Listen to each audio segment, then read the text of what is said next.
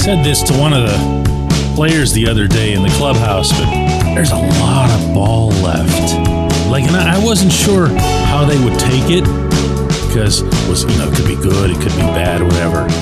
And I'm not even sure how they did take it.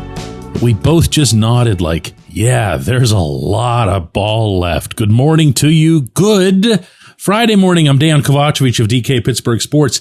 This is Daily Shot of Pirates. It comes your way bright and early every weekday. If you're into football and or hockey, I also offer daily shots of Steelers and Penguins in the same place that you found this. The Pittsburgh Baseball Club's 144th season reopens tonight at PNC Park with a game against the White Sox, who are even worse. The home team will be 39-58. The visitors will be 32-65. And if the number that leaps out to you from all of that is, wait a second, that means they've only played 97 games so far. They haven't even gotten to 100. 65 more games of this.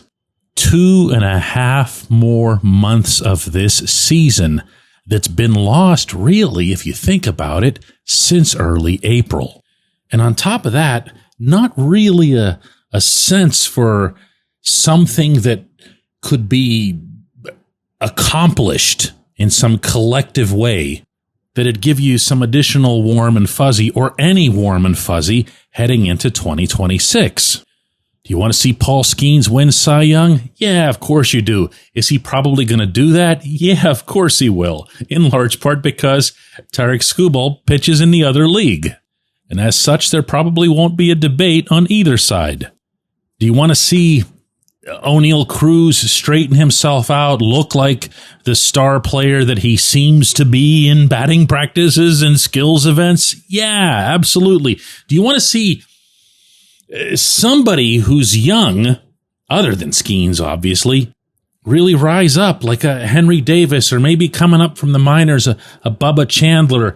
I like to include Nick Gonzalez in this group, where you can say to yourself, all right, regardless of whoever the next GM is going to be, there's maybe going to be a little bit more at hand than the current perception.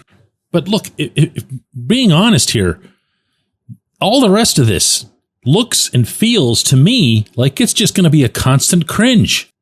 Is anybody looking forward to Major League Baseball's trade deadline, or just holding their breath that this guy doesn't do something else that's incredibly stupid and do more damage to the existing cause?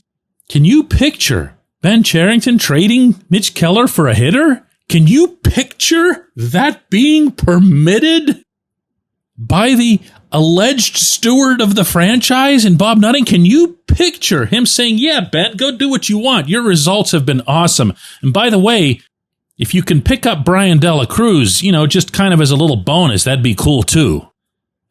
Feel how you want. Take this whole list that I just flung your way and fling it right back. Have your own. You can go to the ballpark with a smile. You can go to the ballpark this weekend and look up in the air and see that there will be another airplane flying overhead admonishing the owner of the franchise. And I'm actually not making that up. This is going to happen.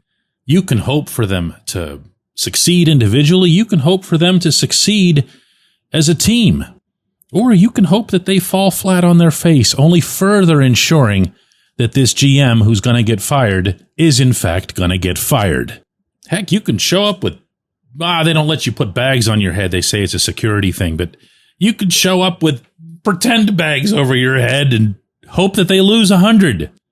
As we're speaking, they're on pace to lose 97, so it wouldn't exactly qualify as some sort of leap.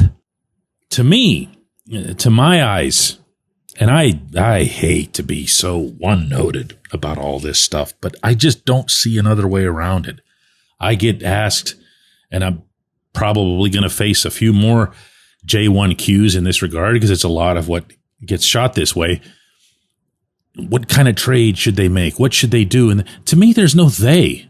There's a GM that needs to not be there. So I'm not going to sit here and talk about whether or not, they should or he should do this or that or whatever. He just shouldn't be there.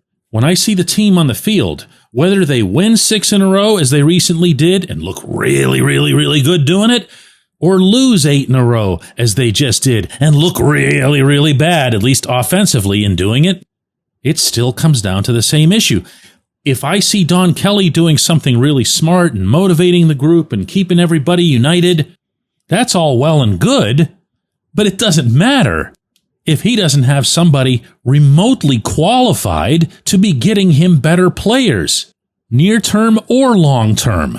I don't know about you, but I couldn't even, with the Skeens in the All-Star game, and you watch him out there, you're just picturing him in another uniform. And with Cruz putting on the show that he did, you're just picturing what he'd be like if they had a real hitting program over the past 6 years. But they didn't, and they don't have any hope as long as this guy is in place. When we come back, J1Q.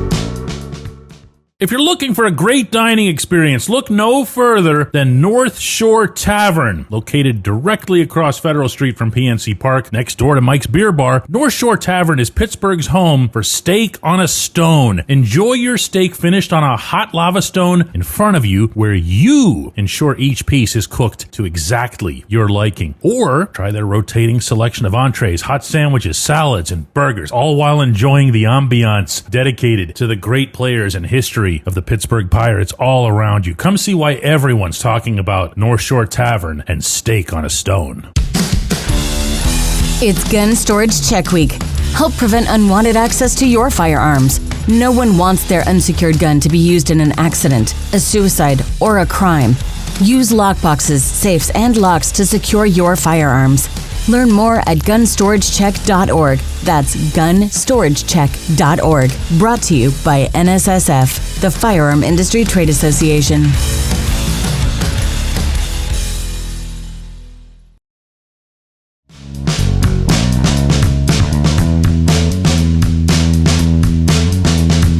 Today's J1Q comes from Timmy, who says, "Hey DK, I know the difference between tabloid clickbait garbage and real reporting.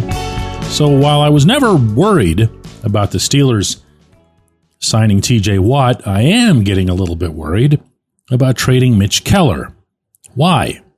Well, if Bob Nutting shouldn't trust Ben Cherington to trade young pitching for hitting, why would the Pirates trade a solid, controllable asset for anything at all? I don't think there's a realistic haul for Keller that would be satisfying to the fan base. Do you see one?" Well, Tim, I'll start with an unfortunate parse, and I don't usually like to do that with anyone's questions, but you say satisfying to the fan base, and I'll say, as I always do, that doesn't matter. I say that respectfully. They're not here to satisfy you. They're here ostensibly to try to win games. So if they're, let's call it for what it is. That would be pandering, and that would be either pandering to the fans or to the media or whoever. They're missing the point. In this event, I could just blurt out for the billionth time that Cherington has no business making a trade of any significance. He's had a half decade of those. He's blown them. The end. Bye-bye. But I'm also going to take this one further, because I have a feeling that there's a real undersell in effect in our city as to A, what kind of a season Mitch is having, and B, what kind of a career he's now having.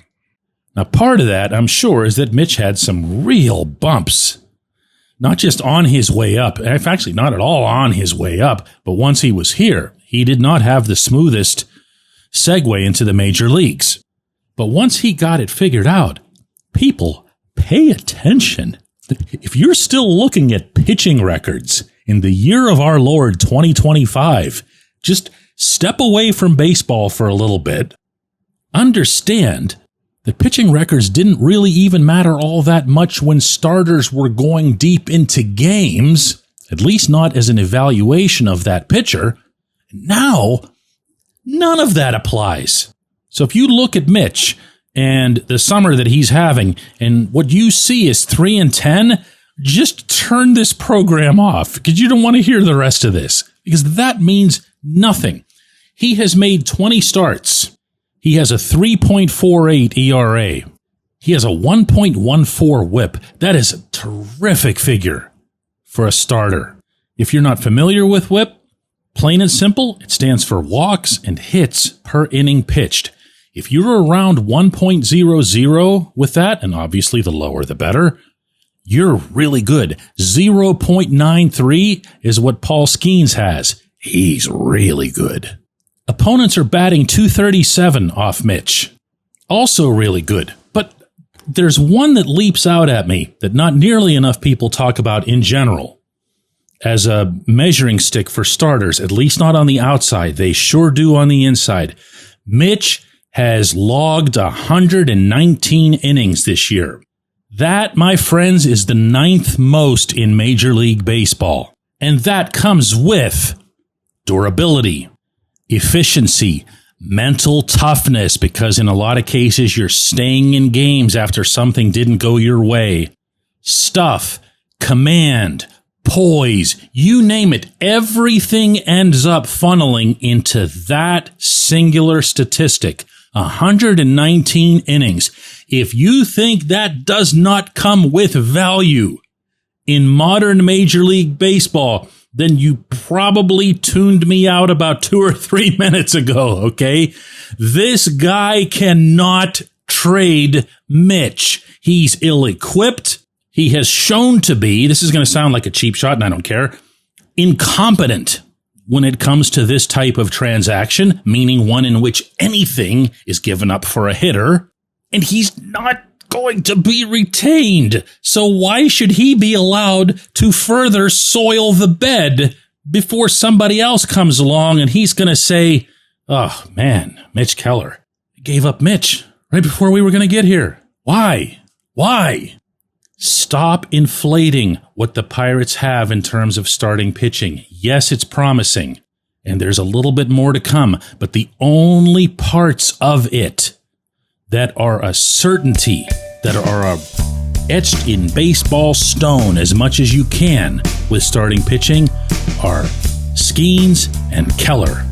Hands off. And I appreciate the question, Tim. I appreciate everybody listening to Daily Shot of Pirates, and we'll be back with another one of these on Monday.